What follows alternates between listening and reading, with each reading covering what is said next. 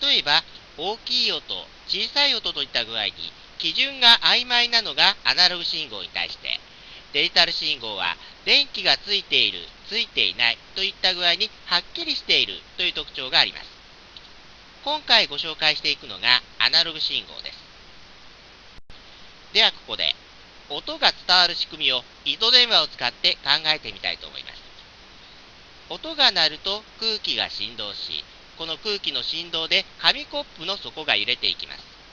紙コップの底が揺れると糸も揺れていき、反対側の紙コップの底も揺れます。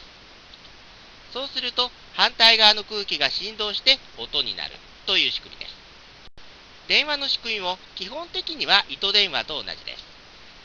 音が鳴ると空気が振動し、マイクがこの空気の振動を検知して電気の強弱で表現していきます。この電気の強弱をもとに空気の振動を作るのがスピーカーで、スピーカーが空気を振動させて音になるという仕組みになっているのです。ここで揺れる糸を見てみると、大きく揺れたり小さく揺れたりを連続的に繰り返しているのがわかります。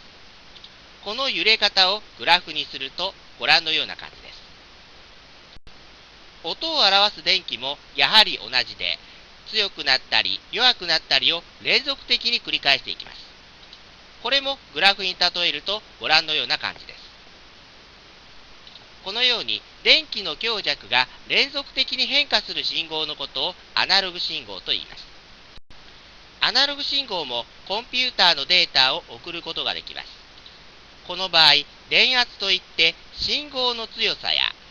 信号の周期、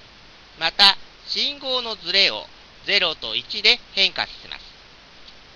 このように0と1のビット列をアナログ信号に変換することを変調といって、逆にアナログ信号を元の01のビット列に変換することを復調と言います。変調するための方法のことを変調方式と言っているのですが、変調方式には振幅変調と呼ばれている信号の強弱で01を表現する方法と、